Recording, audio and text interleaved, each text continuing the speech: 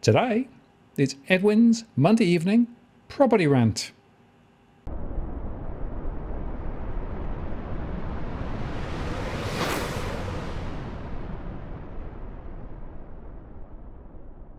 Hello again, it's Martin North from Digital Finance Analytics. Welcome to this post covering finance and property news with a distinctively Australian flavour. Now, of course, it's Monday again, and so that means that Edwin has joined me once again. Hi, Edwin. G'day, Martin. It's staying positive and party.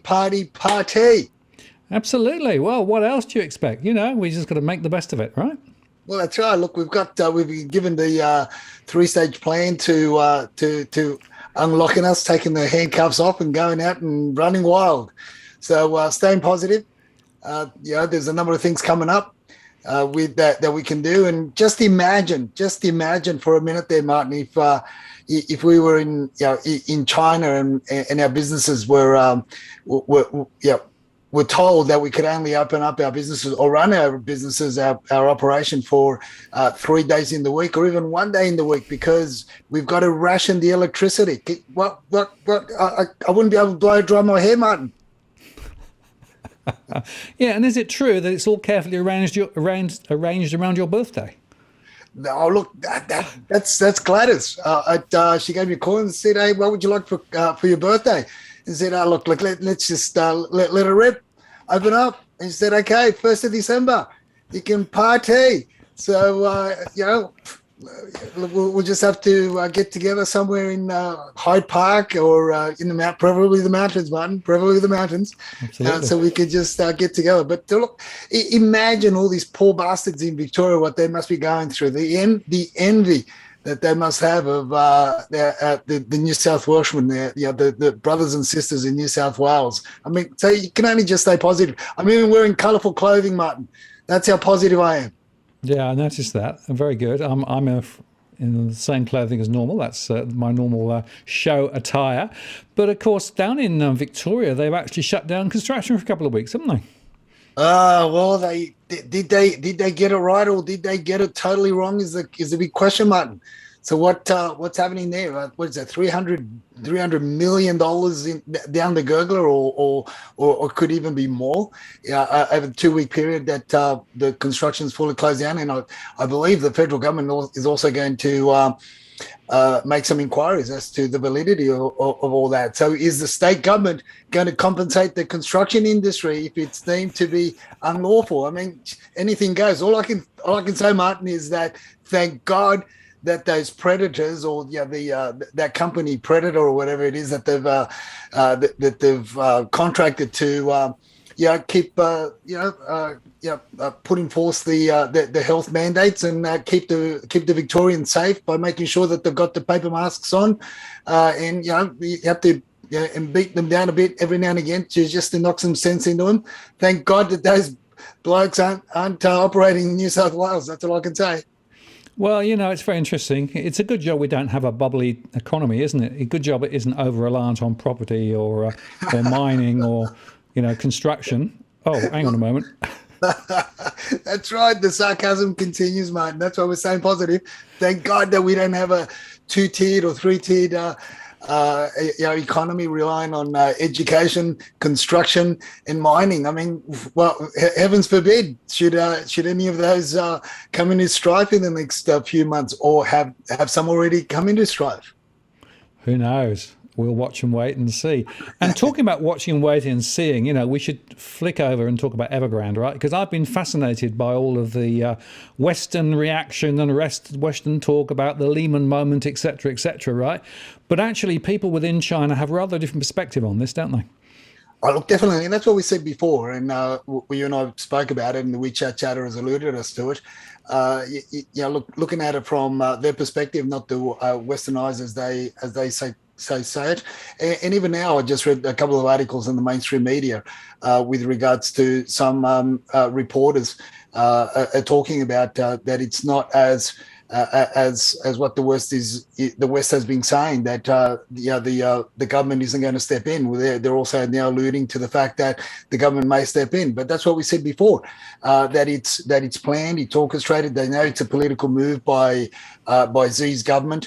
It is a cat and mouse scenario there at the moment. My understanding of it, my very, very limited understanding of it as to how they try to explain it to me is that Z's basically trying to stop these political opponents from siphoning money overseas through this company. So it's basically it's a wait and see for Z and his government to see who's going to come in to basically rescue it, or how far they're going to allow it to decimate and go into this hole that they're in, this holding pattern and hole that they've created for themselves, this financial hole, and who's going to rescue them? Because once that happens, then my understanding from what the WeChat chatterers are telling me is that Z will then know who is politically opposed and who's the opposition, how they've been trying to siphon the money out. So it's a lot more than what's been playing out. But the Western world, it seems to be stuck in neutral, or seems to be stuck in some sort of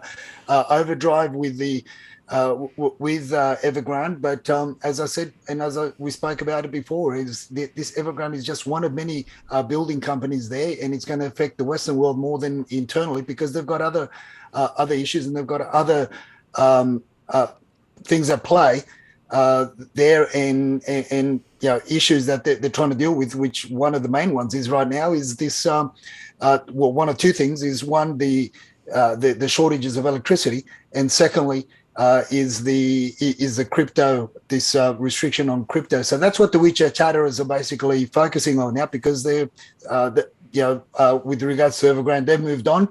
And they're looking at the implications. And obviously, when you've got you can't invest in crypto, you can't invest in the local economies, or the old market, as they call it, the property market.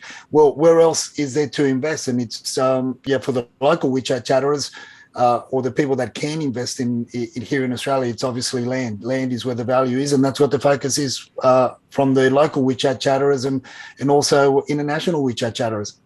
Absolutely, yeah. Land is where it is. It's interesting, though, that going back to Evergrand, they actually knocked down some of the partly built apartments for another building company quite recently, right? So there's actually a show on that. I might put that up, because it's quite interesting just watching them knock down, a few, like 6, 8, 10, partly finished construction, high-rise construction things, because basically they're so badly built, they haven't been able to finish them, and they'd fall down under their own weight if they didn't destroy them. But it's remarkable. Well, anybody would think it's Opal Tower, or Mascot Tower, when you look at those videos, Martin. I have seen them, and how they've seen some of those videos, and how they stick small Rio bars into the support columns, and it's basically a sand. It's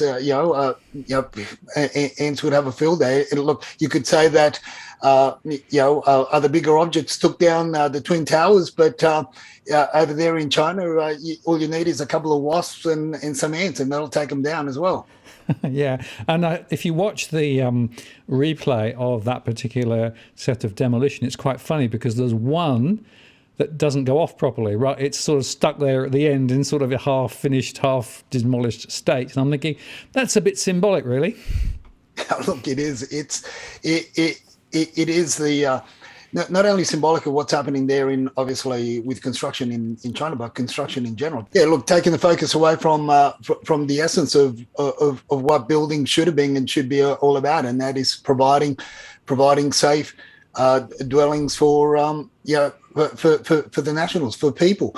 But anyway, look, that's another. We could go around in circles with that, and you and I know where we both stand with regards to that, and how governments, how corrupt politicians, construction industry, and spruikers, property spruikers all around the world.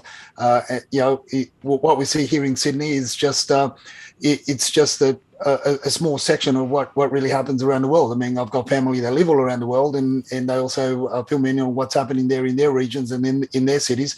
And it's almost like a carbon copy of what's going on here. And it's just this whole focus of get rich quick by putting money into high risk ventures with badly built and badly engineered or under engineered off the plan developments. Absolutely, and it's interesting, the whole concept of property and how property and finance and politics, is all messed in together is a very interesting question. There's a current inquiry running at federal at the moment talking about housing supply issues, and I actually put a submission the other day which was accepted, right? But I basically decided to poke the ant's nest and basically say you can't just look at supply side things, you've got to look at it holistically. You've got to understand the money flows, you've got to understand all of the motivations of the property developers, etc., right?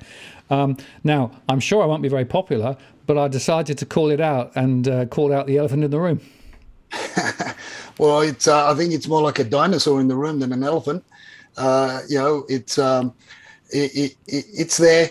They know it. But the interesting thing, Martin, is now there's discussions around the changes to the lands and titles office, the digital certificates. What would you call it? Some conspiracy theorists are already talking about: do we own the land? Are we entitled to it now that it's gone digital?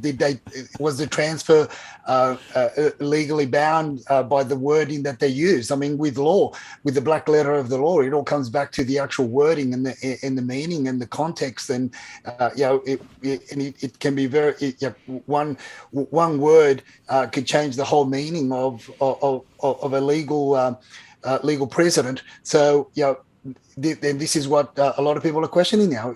Was that change made lawfully or purposefully? Did they use those words to make it so vague that with this new digital certificate, we basically don't own anything? So how do you like them apples? So it's going to be one of these things that are going to unravel as time goes on, and we're going to move on to other controlling measures that the government's going to implement, and it's just wait and see.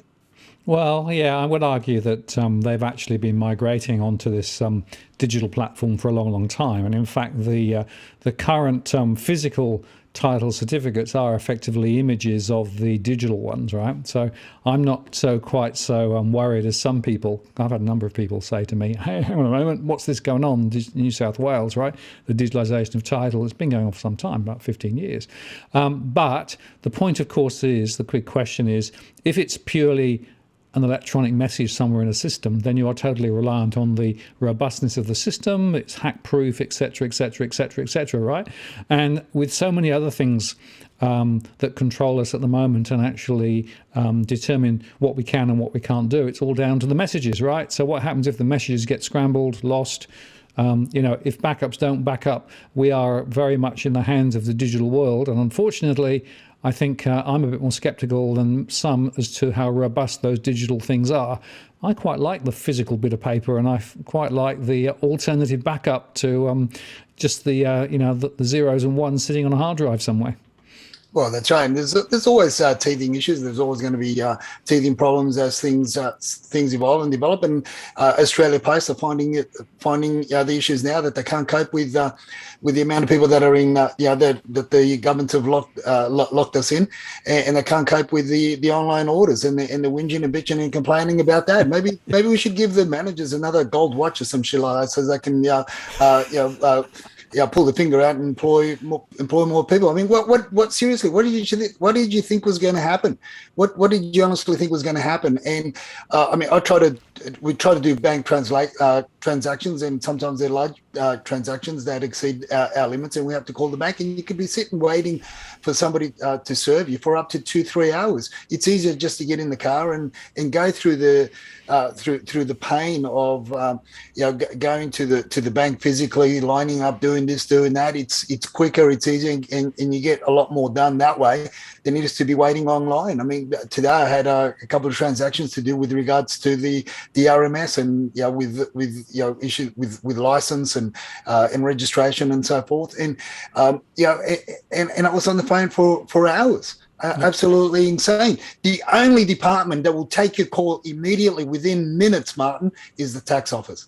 Call the tax office and you'll get somebody that'll pick that little baby up quick, smart, and they'll say, how much do you owe and how would you like to pay it?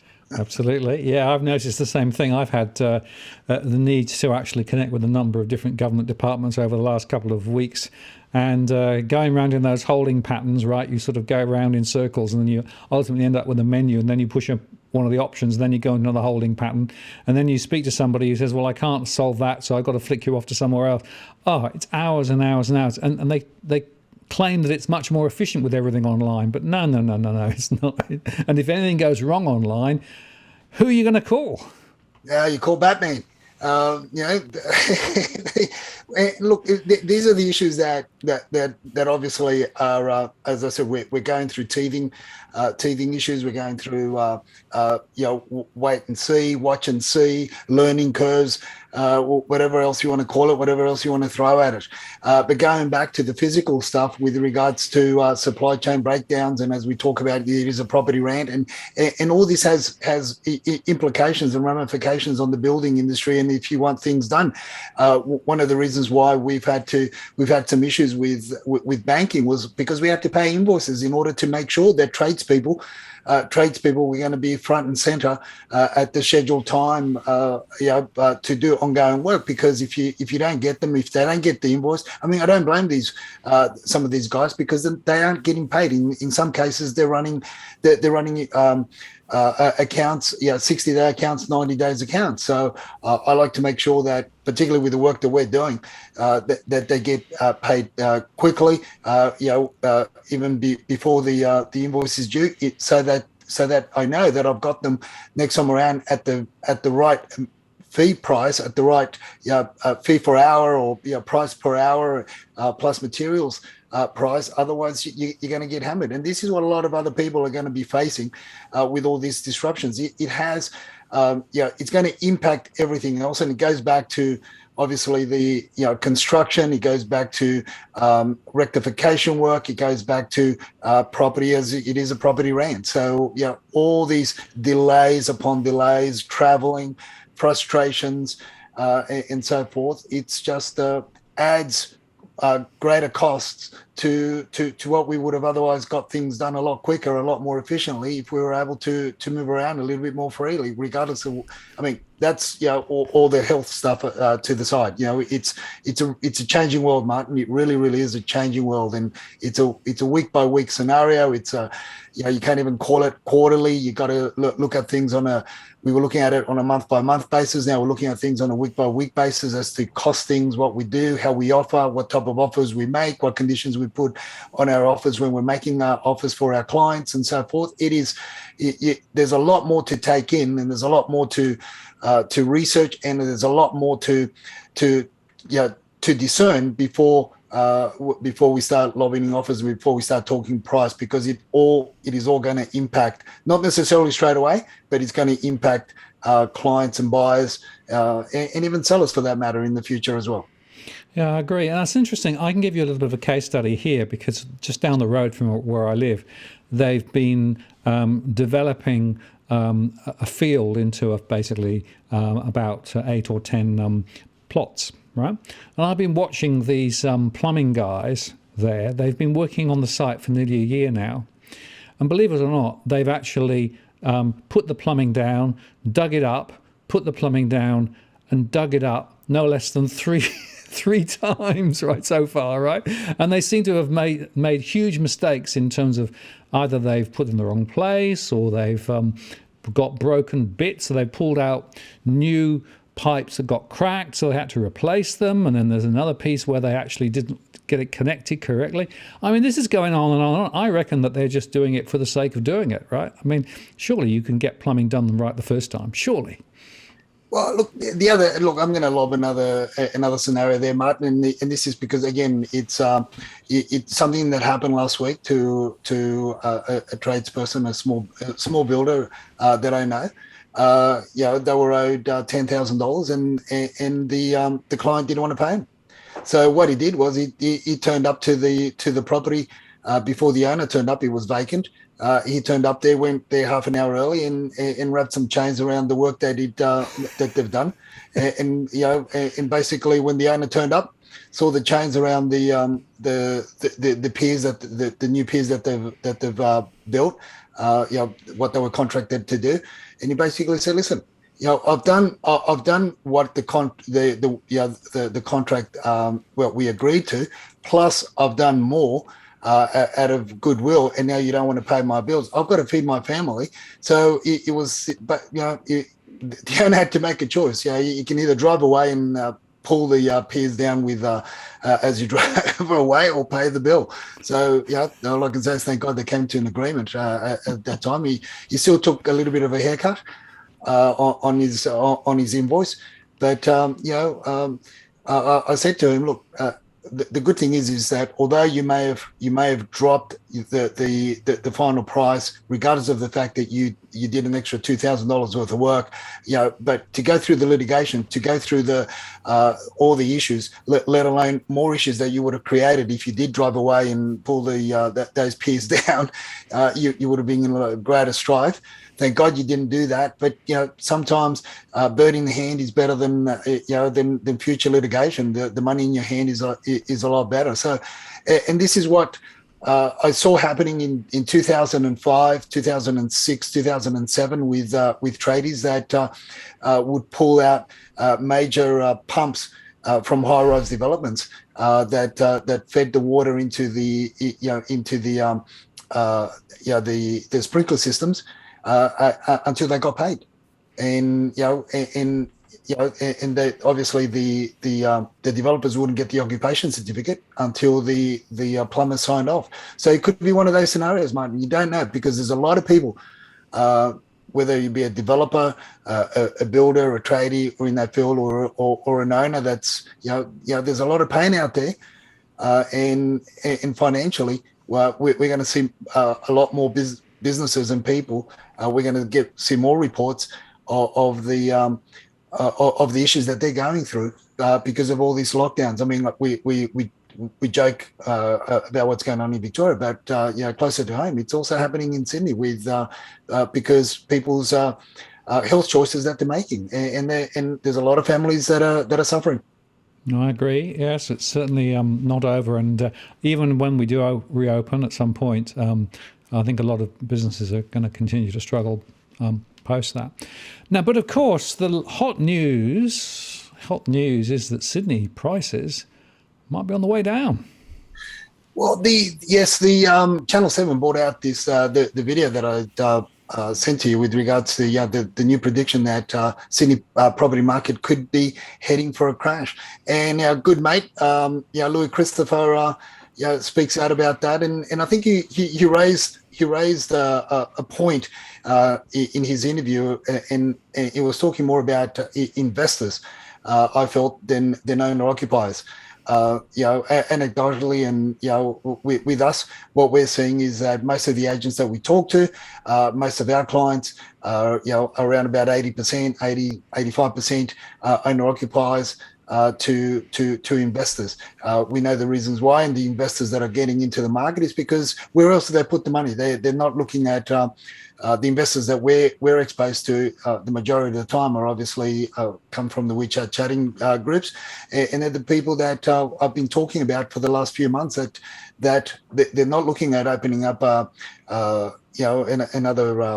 takeaway shop or another restaurant or small business. Now they're focusing on land, and that's where they feel that their investment is going to be more secure. Add to that the fear of what the Chinese government has done with regards to the restrictions of crypto, and what the possibilities could be for crypto as we know it. The current cryptocurrencies that are around. If a lot of other governments go with their own digital currency as well, which is one of the things that China is pushing very hard on. Hence, they're disdain or they're trying to squash the all the Bitcoiners out there. So I feel this is going to play out more with regards to the strata units, the strata complexes, the off the plan purchases. Than it is with freestanding homes, Martin. I don't see the figures supporting at the moment. This is at the moment. I don't see the figures of properties on market supporting the the so-called property crash that predictions that the mainstream would like to play out. And my other question to that is this a scare strategy as well to get people that are holding off their listings to put the listings on market because the real estate industry is in a lot of strife. I mean, there's something like 42% less properties on market than there were this time last year, Martin. Absolutely, yes. And the point there is we need to tease the market apart, right? Because we know that the high-rise sector and some of the new developments out on the edge of town are in some difficulty. But the demand for upmarket properties, particularly houses, particularly on relatively good plots, is very strong. I was doing some research the other day looking at a couple of particular postcodes where prices are up, 15%, clearly 15% over the year, and are still going higher. But there are others where investment properties aren't actually working and people are trying to sell or want to sell, and some new off-the-plan stuff as well out west, as it were. So you have to go granular if you really want to understand what's going on. And I got a call today from a journalist saying, "So do you think property prices are going to fall?" And I said, "I think it depends. I think it depends where you look. I think it depends on what time frame you look over. But more importantly, you've got to separate out houses from apartments and high rise from low rise and new property from old property, because you can't talk generically about what's going on." And that's the fallacy with the index, isn't it? The sort of the hedonic index. It's just one number, but it really doesn't tell you anything much at all. No, you're 100% there, Martin. It doesn't, and this is what I put out in the tweet as well. With regards to the supporting numbers, and you can see the trends. Also, obviously, it's anecdotal.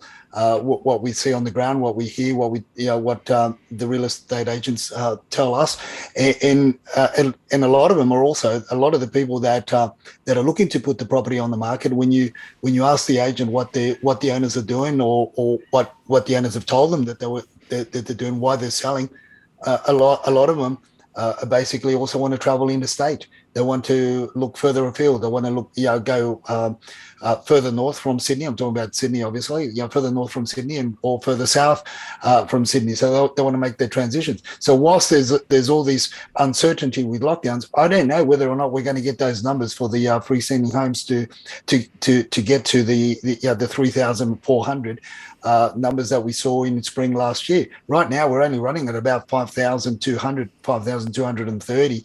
Or we might even hit the 5,300 at best, and we're almost in the middle of spring, and they're certainly not rising. I know that there's a lot of agents that have got promissory notes from vendors that they will be putting the properties on the market, but whilst the narrative of the little bug is still in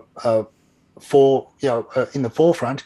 I think that a lot of people are questioning whether or not it's the right time to go on market. Now, I'm looking at the 11th of October as the first easing of these lockdowns. Then we've got the next milestone being the 1st of December.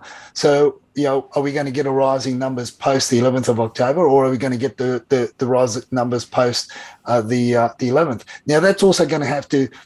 What's also going to have to play out is, are the borders going to be open with other states? Because, as I said, anecdotally, we've got a lot of the chatter that we're privy to is that people are basically moving out from Sydney, want to go further into the regional or across the border into what would they consider to be the retirement states, which is Queensland and WA. But whilst there's those border issues there, who knows where the numbers are going to go. So, but I think what Louis Christopher spoke about in his short grab there in that interview, he hit the nail on the head, and I tend to agree with him. And that's a lot to do with investment properties more than anything else. And that would be, in my view, that was the short version. My long version is this, strata complexes, meaning medium to high rise development. Yeah, that's where all the action is on the downside. And I had this last week, the chance to speak to a couple of other people who got high rise investment properties that are vacant. The cracks are getting worse. the costs of trying to fix it up are getting worse. And now the question for them is, do I cut my losses and get out? Or do I commit to paying another $40,000, $50,000, $60,000 to try and patch this place up and, under the strata arrangement, to try and actually prop the value up to be able to sell out later and not lose as much money? That's a really difficult dilemma, I think, for an individual owner at the moment.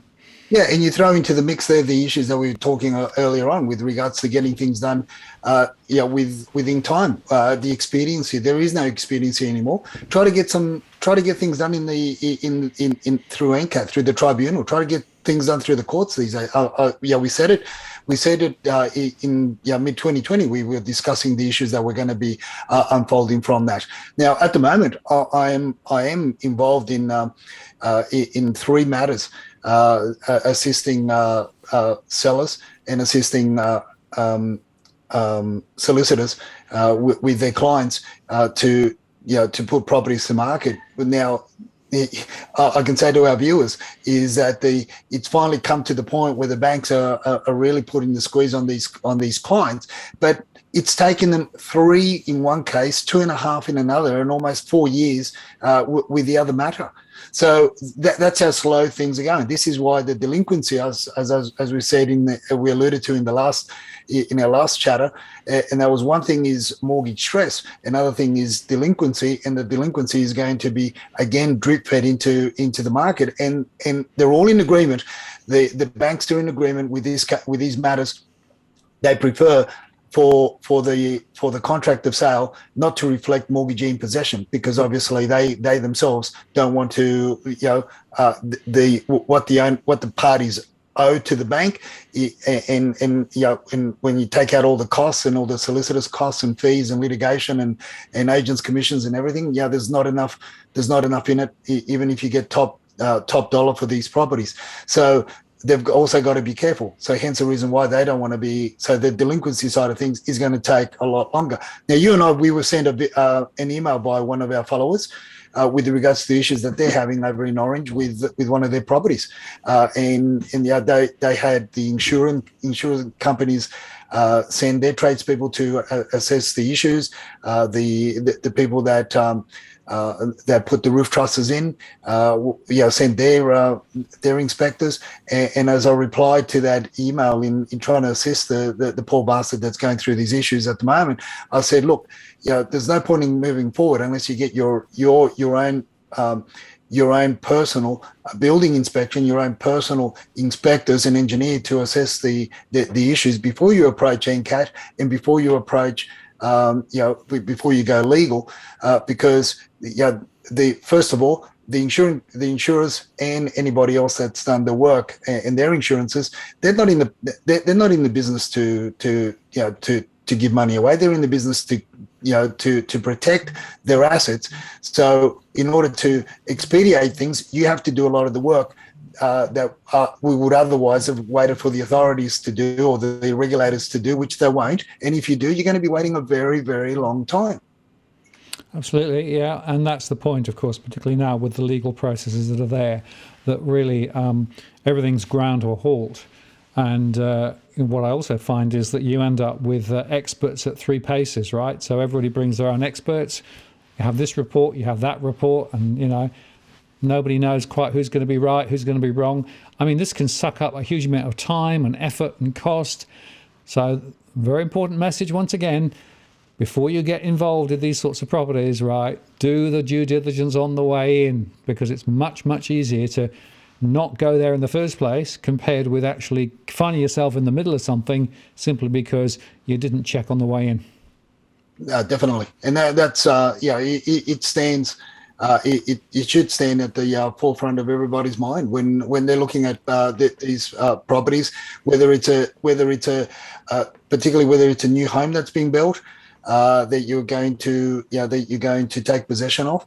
Look, with new properties, you may think that whether it's Marston Homes or AB Jennings or whoever's going to be doing the build, you might think that their reputation is going to hold, but Yeah, it's in your best interest to contract a building inspector to do inspections at specific milestones during the construction, because at the end of the day, they're just companies that are managing other tradespeople. That some of the stuff that I've seen with some of the major building companies are just eye-watering stuff. That obviously nobody's the wiser, because a lot of these things get covered up in the building process, and you only get the new shiny properties at the end, and it's not until you're there for the next 6, 12 months or 18 months before things start going wrong, and you've got, you can whistle Dixie to try and get anything started through the tribunals or through the those channels in order to recoup some of your losses. Uh, uh, research, do due diligence, and buyer beware. It should be in the front of mind all the time. Absolutely, yes. Unfortunately, some people still are getting caught. So we can only just repeat it again and again. Caveat emptor, do your own work. Make sure that you've actually protected your back on the way in, because it's much easier to do it then rather than on in subsequent litigation. And talking about litigation and about compliance, is it true that New South Wales is cracking down on the real estate sector? Can I believe that? Well, as much as they can. They are under resources. You and I've been talking and been saying for years, and I've been screaming out at the top of my lungs for over a decade. But look, it's rather interesting. This article that's come out that was posted on Twitter by George, who's been on your show. It was a rather interesting article, but it just shows once again what you and I spoke about last year. What did I say with regards to trust accounts, Martin? It's the easiest. It's the easiest piggy bank to break open. Yes, it is. It is password protected, but guess who has the password? The thief. Yeah, absolutely. And just to sort of wind the clock back slightly, right? Client monies should be insulated and held separately from monies relating to the carriage of the business. That's the basic principle, right?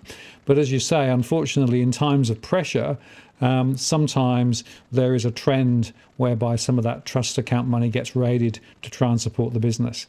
And it's illegal. It shouldn't happen, but it is happening. And there are various cases. But, it's interesting, isn't it, that even high up in some of the real estate circles, there is still quite a few people dipping in when they shouldn't.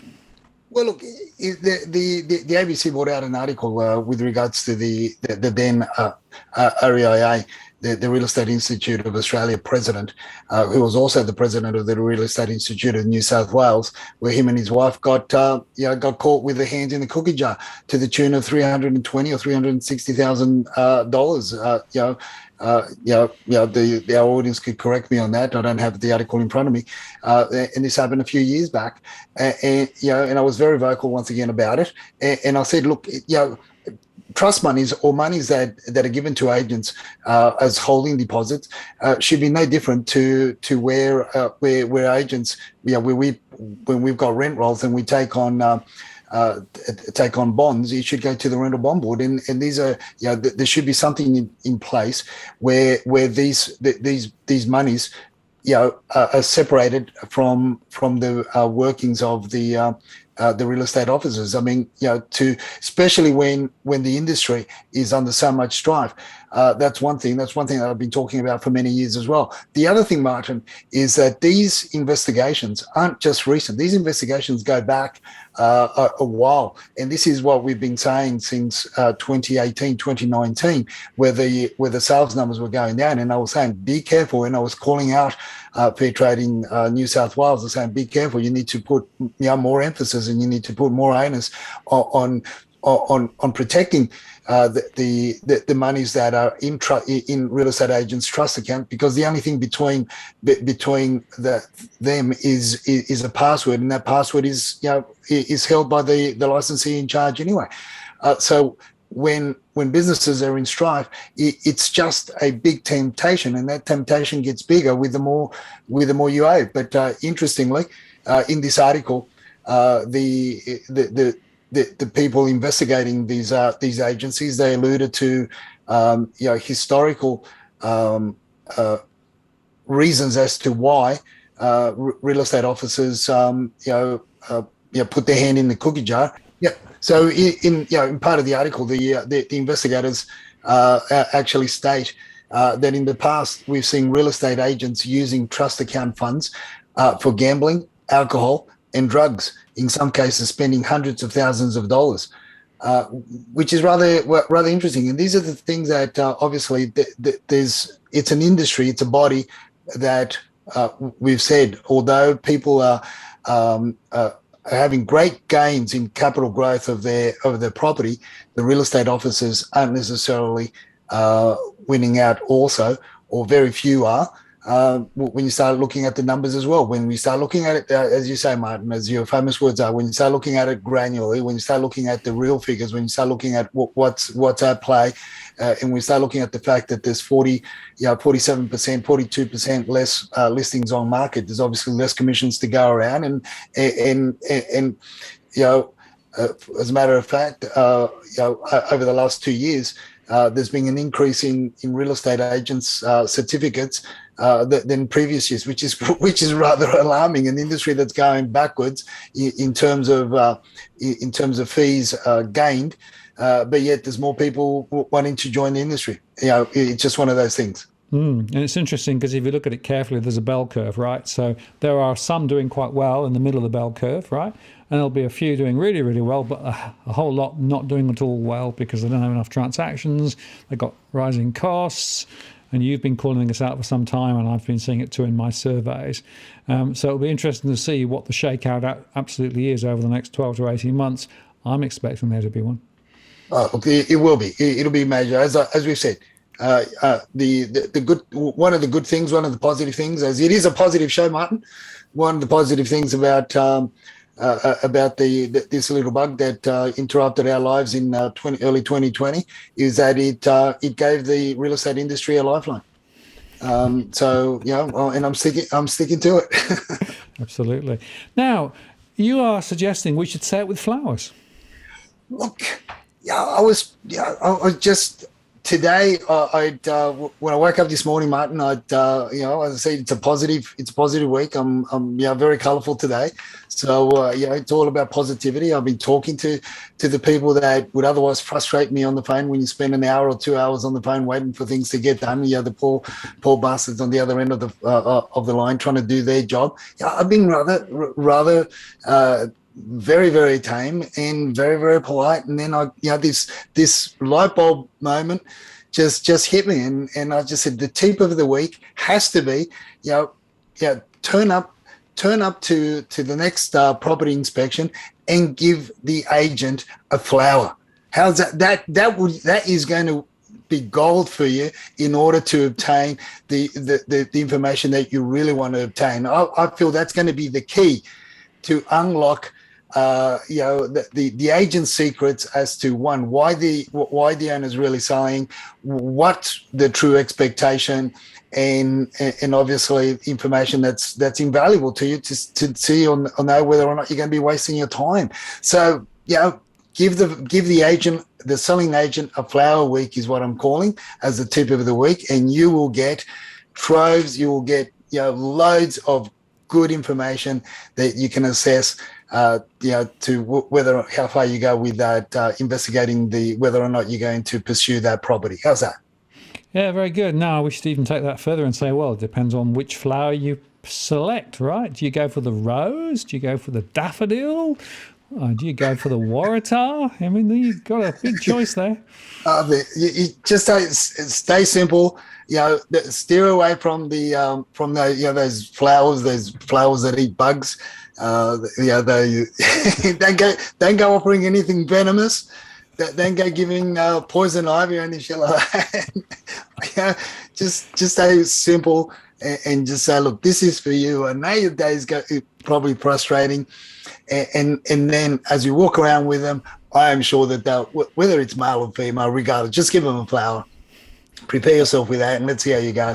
I've been getting some DMs as to from the previous tip of the week, Martin, with asking the agents. Don't ask them for a price code. Ask them for a vendor's expectation. And I've been getting some good DMs as to people saying that they've done that, and it's really put the selling agents on a bit of a bother, and and they start arming and ahhing, and obviously they realise that the guides is way below what the expectations are, and that way you don't waste time, because time is of the essence, particularly when there are limited times to that you've got to invest in looking into a property or properties that you may want to make a decision on. So, it certainly avoids a lot of that frustration, anger, anxiety when you do, if you do go and bid online and you feel that you've been dudded, it'll avoid all that. It has, and I've been getting some good DMs with regards to that. So this is a little bit a step further, and give the agent a flower. Very good. Well, I'll see whether that pays dividends for people. I'm sure they'll DM you appropriately, Edwin, as they always do.